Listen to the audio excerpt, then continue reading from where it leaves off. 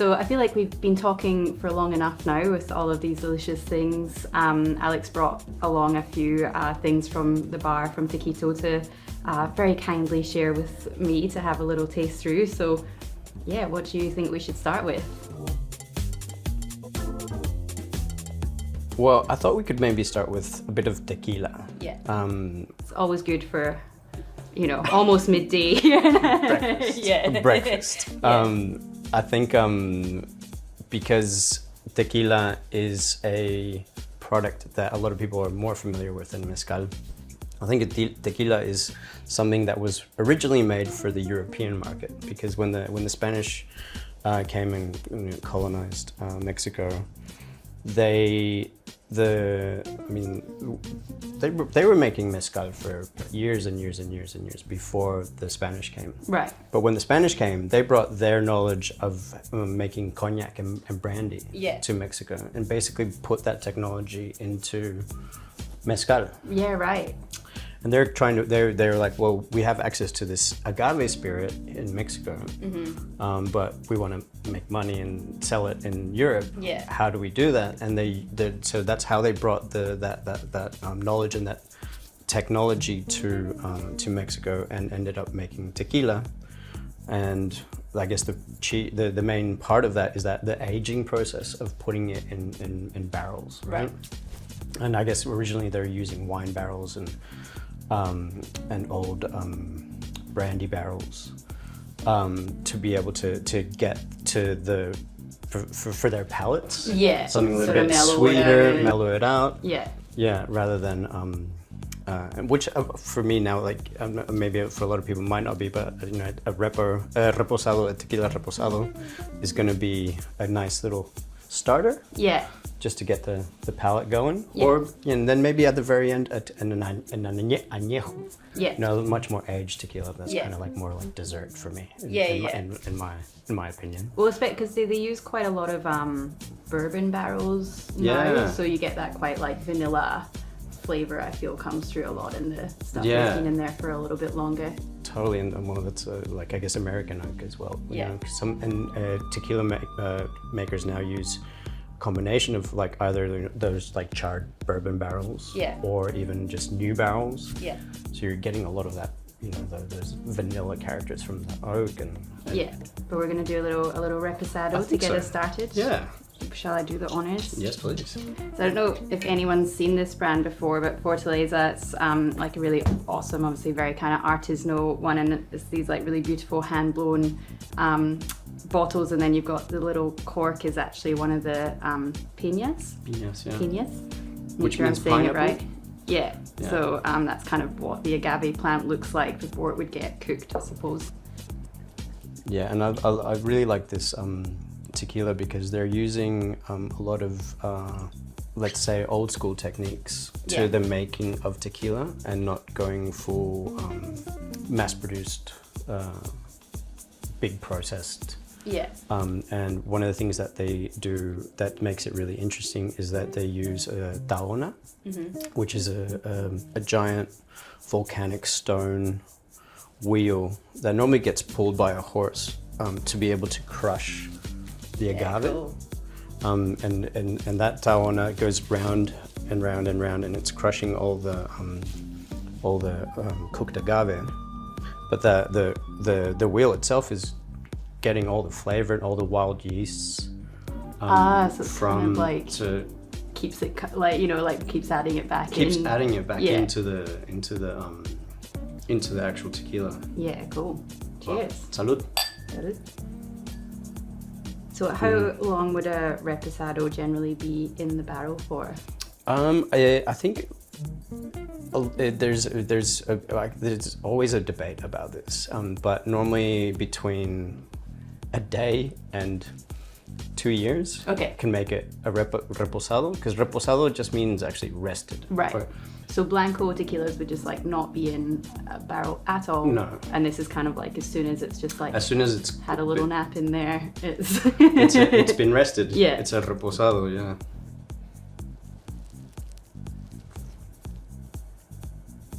I have to say, I definitely really enjoy reposados because you still have a lot of the actual agave character there. Like that's still quite like bright and kind of green and fresh and like almost a little bit crunchy, but then yeah, as you say, still kind of like smooth across the palate. And obviously some blancos can be like a little bit more kind of in your face, whereas this just does feel like it's mellowed out a little bit. For sure, yeah. And that's the great thing about Fortaleza and similar tequilas, that and it's an expression of a good tequileria, that they're proud of the agaves that they're cultivating. Yeah, they're not trying to hide it. And they're not trying to hide it, whereas some you'll find that are just trying to mask the flavor, really. Yeah.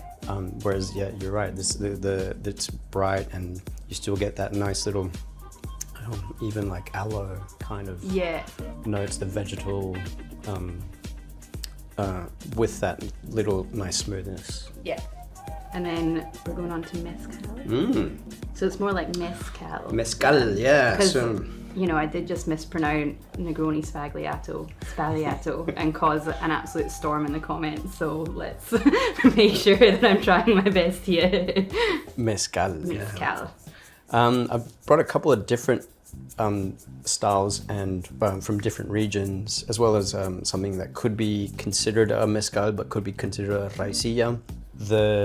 I guess the main thing with mezcal is there's where it's from, what type of varieties of agave they're using, and then how are they making it. And the next one that I thought would be really interesting to taste coming after that and getting into sort of like a palate change, I guess, is a mezcal from Oaxaca, that they are using corn husks in the fermentation. Yeah, okay. And it's a real subtle note that I think really brings out the flavors of the plant, and I thought it'd be really interesting. Yeah, cool. So does that sort of mean, I guess like that's kind of interesting, so you can have other things other than agave in there and it's still technically mezcal? Exactly, yeah. And they even, I mean, it's also a tradition where they would probably have done it to hide the fire of, you know, a spirit that's really like, you know, and putting a bit too gutsy. So fruit. Or even like the very ceremonial and traditional mezcal, which is pechuga, which is traditionally a mezcal that was only reserved for very special occasions. They would use a carcass of a turkey or a bird and the bones. Yeah. And the reason being because it was, I mean, it's ceremonial and sacrificial and all those kind of things involved with it, but it actually does do something to the mezcal itself. I think a lot of it has to do with the fat and the oils that are in the carcass itself. Yeah. And how that helps the flavonoids or the flavors come out of the that makes mezcal sense. in a different way. And so there's many different mezcales or mezcaleros that might use so fruit or dried nuts to, you know, just subtly give it that little cover, I suppose. Sometimes you need to when it's you know, fire water. Yeah. But this is what I love so much about this category of spirits, is like it really is so ancient and so kind of rooted in place, and there's a lot of kind of rituals and things around it as well. And so I think definitely the more that you learn about it, just the more respect that I have for it as a category, and just it's and it really was in many places, and still is, very for special occasions. Yeah. You know, it wasn't like it was your everyday drink. You know, it was, you know, even just growing up, I remember mezcal was not something you would see very often. Right. But I remember like my uncles and I guess the older generation that would every now and then bring one out that was special to them, because it might have been from the town where they grew up. When something is special, especially like things like wild agave, they're really rare. Yeah. So if everybody drank wild agave, there wouldn't be any Yeah. left. So it is nice to have a bit more time to respect it and like save it for that special occasion, because I think it is something that is special, right? Yeah, for sure. Oh, that's yum. It's got a really nice little like, yeah, sweetness that sort of rolls into then having a little bit more kind of smoky little edge on the back there. Definitely, hey? Yeah. And length, like it just keeps going. Like, For days. yeah. No, it's one of my favorites, and it's one that we serve a lot at the restaurant. Also because it's not that kind of sweet corn. It's more of that corn husk, really. That kind of like umami. Yeah. Note that is in, it's sort of in the back, and then at the beginning. No, it's really, really interesting. Yeah. So then I brought another one. So this is from Oaxaca. Another one from Oaxaca, Cuentacuentos. The first time I tried it was in a tiny little cantina or mezcaleria in Oaxaca, where they were bringing in really small batch things from small towns around Oaxaca, and they were all about Cuentacuentos means storyteller, or so they're really interested in mezcales that tell a story, or in a way, that have a history and have a provenance. Yeah. This one that I brought is a ancestral, mezcal ancestral, which is something that is very rare. And the reason why it's rare is because it's really, really hard to do. Really involves a lot of work. It means that it's basically the way they made mezcal before the Europeans came. Right. And this means using tools, basically almost like Stone Age tools. Yeah. So they cultivate the agave. Some of it's cultivated, some of it is wild. They cook the agave in pits. They then crush the agave in a canoa. A canoe, well, I guess another way of saying canoe.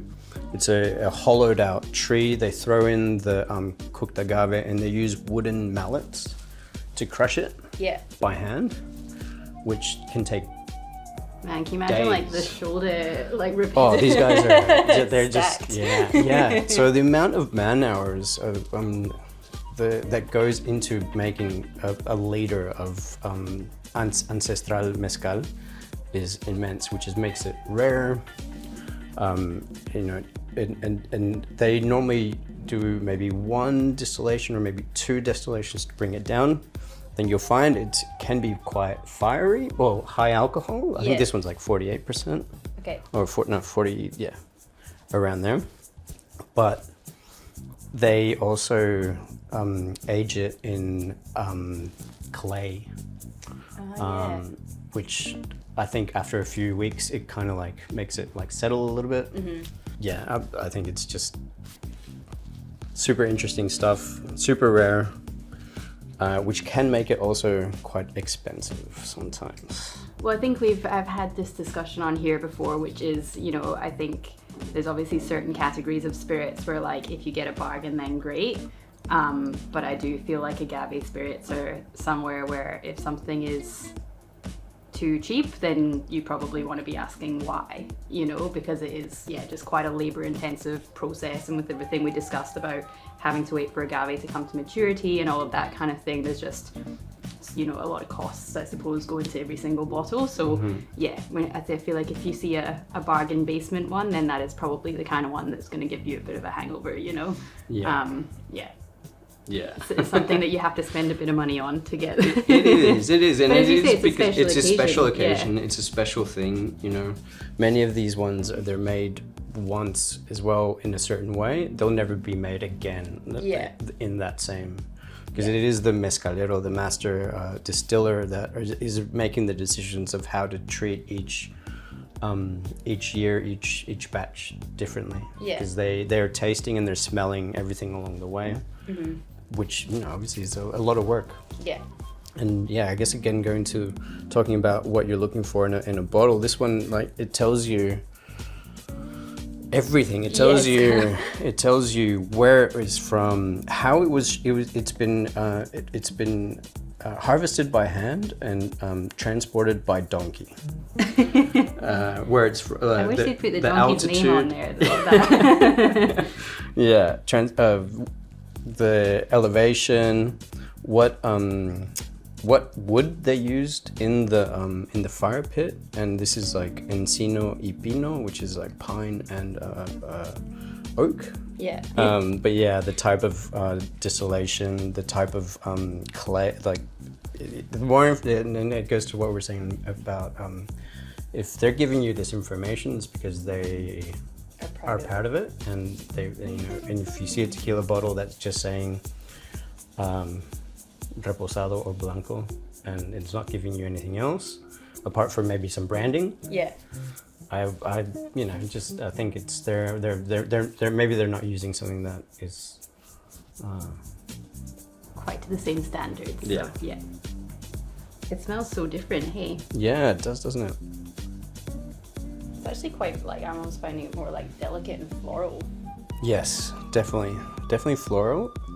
Yeah, maybe delicate is not the right word, but yeah, those quite like top notes of kind of a lot of aromatics. Mm-hmm.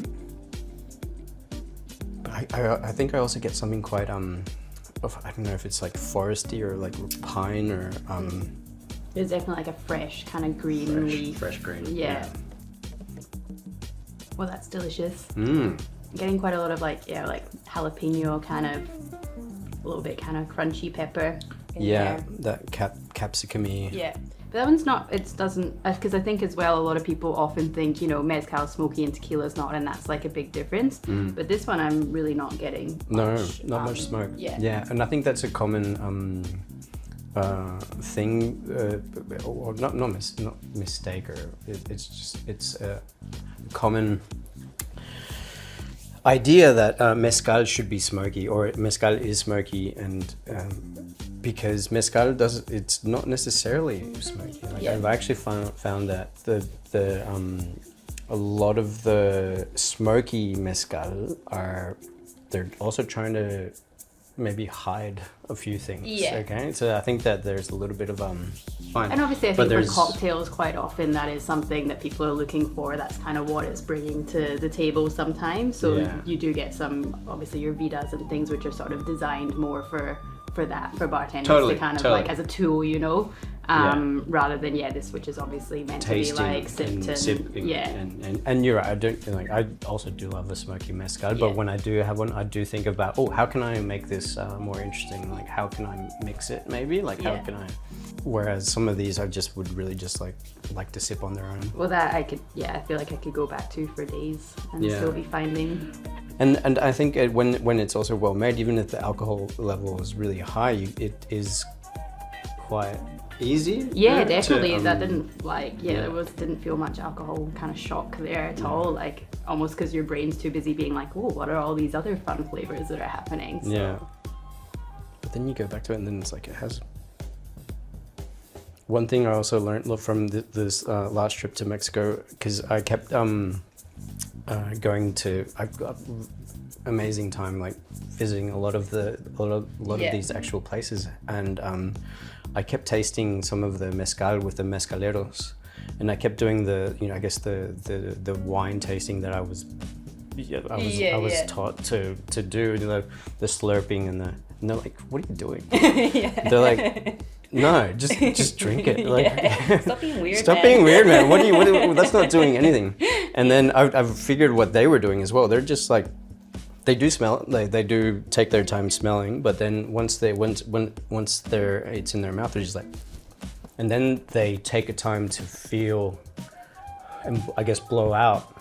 Yeah. Okay. What had happened and try to get the taste after you've swallowed. Yeah, right. Which I found was quite a different way of from the wine tasting that we're used to, where you're just like and doing that. Yeah. Whereas this is like, no, drink it.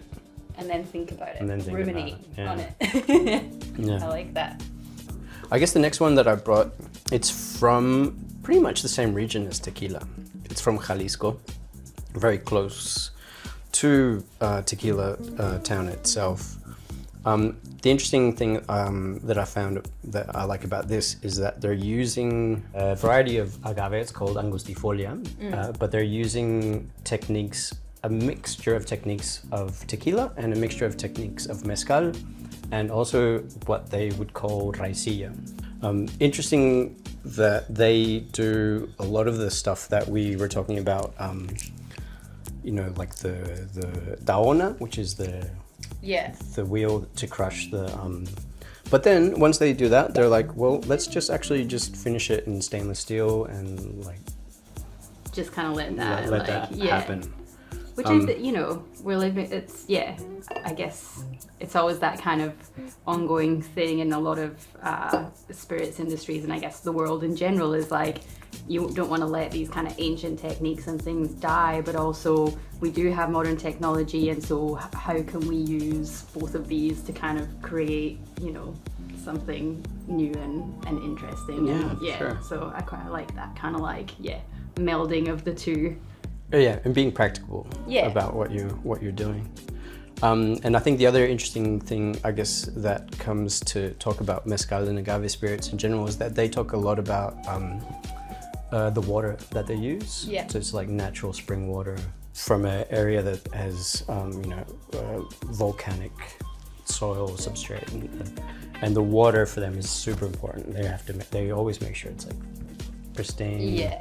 Spring water that they use, and I think similar to Scotch, right? I don't know, like they're very it's all about it's the water, all about the water, right? It's all about the water. I miss the Scottish water. Like, I don't know, like Australian water is fine, but like I definitely sometimes I'm like, just a real cold glass of tap water, and like from my house in Glasgow would be really so good right now. Wow. Yeah. In Mexico, I would say, I don't know if you drink the tap water, but but if you're actually close but to if you're close to a spring, maybe yeah. you try. So this one has this really interesting note that I get in some, especially more kind of artisanal, and it's like I haven't ever quite, but it's almost like a sweet but a little bit funky, like almost not a million miles away from like a durian or something, you know, where it's like you're like, oh, kind of weird, but I like it, but I don't, you know. You go back and forth it's a very weird funk that I think you find sometimes in some natural wines and in some mezcal as well, that is, you're right on that durian. You know, the fine line between like love and disgust is almost like where you are, but it's really intriguing and almost soapy sometimes, like almost like this weird like funky soap. Some Try people it. love I it. tried Some doing people love it. Some people really don't like it. So maybe not, you know, if you're just trying to like get in, this might be a little bit further down the line than some of the other ones we tried in terms of kind of introducing yourself to the category, but it's cool. It's got a really nice sweetness as well. It does, and it's really nice and sweet. Almost like pear, sort of like quite ripe, sort of. Yeah, ripe. I got a hint of like green melon. What's honeydew? Honeydew, yeah. And I guess as well, we talked about some of the cooking and some of the, but even the distillation can be something that changes the agave spirit, and they use copper stills, whereas some maybe some of the bigger companies might use just like your classic modern still, that column still. And the copper stills that are smaller and more artisanal bring a lot to the I think to the flavor and to the texture for sure. Yeah, definitely. And then even the cuentacuentos, which was an ancestral method, they use a clay still. Yeah, I was gonna ask. And then are there wooden stills as well sometimes? There are wooden stills, but I'm not gonna lie, my brain is like, I don't understand how that doesn't set on fire. Yeah, they use clay as well. Yeah, and they use earth, like bank earth up around it. Exactly. Yeah. Okay. Yeah. See, you need to take me next time so I can see all of this and get it. I can't wait to go back. I'm sure. All right, now this last one you said is your favorite. Oh, So it is my favorite. I've been pretty excited for this. Oh, it's just my favorite for a lot of reasons. Holgorio uses wild agave in their And I love like their bottles are so beautiful, hey? so beautiful. They give you all the information. You know, they know how old the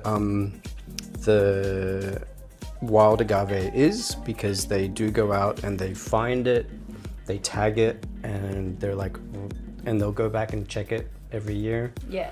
They've waited 25 years for I was this just looking at that. That's crazy. agave to be ready. And Tempestate itself is one of the most interesting agaves because it only likes to grow on cliffs on the side of mountains, which is, as you can imagine, that might make it really hard to harvest. Yeah. So harvesting Tempestate can be very tricky. They'd have to abseil down or rappel down, chop it and let it roll down the mountain, and then hopefully try to find catch it at the bottom. Well, somebody's probably going to hopefully find it. But, Yeah. yeah, it takes a long time for it to grow to the maturity, for it to become ready for mezcal. They can only make a certain amount because Because of all the aforementioned reasons. Yeah.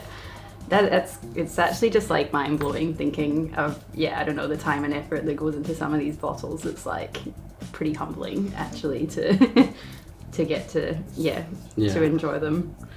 And I think you'll find as well, it makes for one of the most interesting mezcales out there. Well, yeah, thank you so much for bringing this one. Well, for all of them, but my pleasure. It's a good chance to taste them as well. getting like quite like underripe pineapple a little bit, and then again that real kind of green peppery. Mm-hmm. A lot of fruit, a lot of fruit elements to the nose. That's so fruity. Like I genuinely would almost think that there's, you know, it's had fruit added to it or been macerated in it or something. It's like a fruit bomb. That's crazy. Yeah, fruity, complex, lengthy. Yeah, and quite creamy. Like definitely, like again, the texture Beautiful is really texture. lovely. Yeah.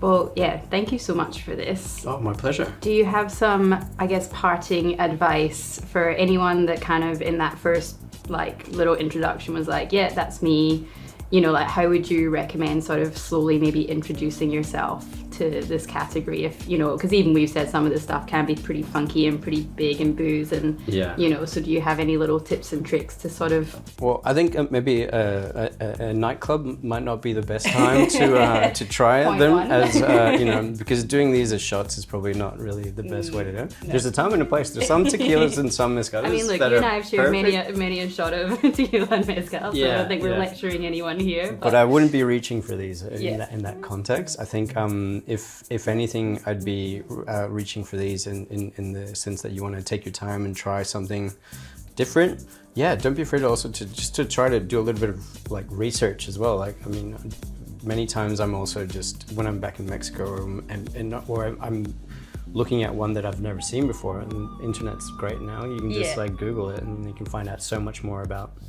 One thing that I'm really trying to do more at the restaurant and for myself as well is do a little bit more research into the companies and the exporters that are really trying to work with the sustainability of the agave, because it is a big problem. It is definitely you know, a finite resource that's getting really exploited. There's so many brands, so many people coming into the industry. It's not sustainable. It's, you know, and there are some companies that are probably taking a bit too much and not giving enough back, because the communities that are the ones that are actually growing the agave are the ones that need the help to make it a viable product well into the future. You know? And you know, they should be getting rewarded for the amount of time and effort and care and love that goes into these kind of bottles. So I guess it's making sure that it actually gets to them and not like a middleman, I suppose. Exactly. For sure. Yeah. Well, yeah, thank you very much. Oh, now most you do welcome. have one last job to do being on here. Yeah. So you have to do the sign off now, Okay. which is, so now you know. So you can be like, Agave Spirits. So now you know. Once more, Agave Spirits. So now you know.